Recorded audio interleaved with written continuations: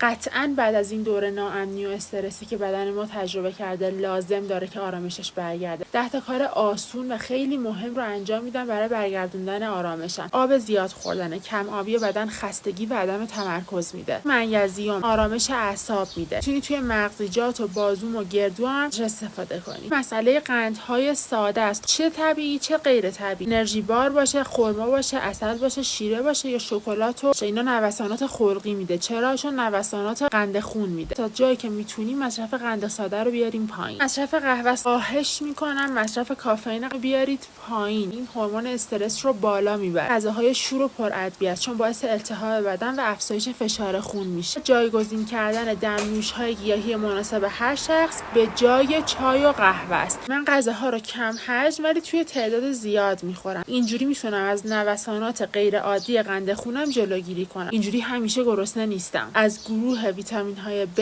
غافل نشید. میوه‌ها و سبزیجات رنگی میخورم چون آنتی اکسیدان دارن و التهاب رو توی بدن من کاهش میدن. پروتئین‌های سالم مثل تخم مرغ، لبنیات کم چرب، مرغ و ماهی میخورم.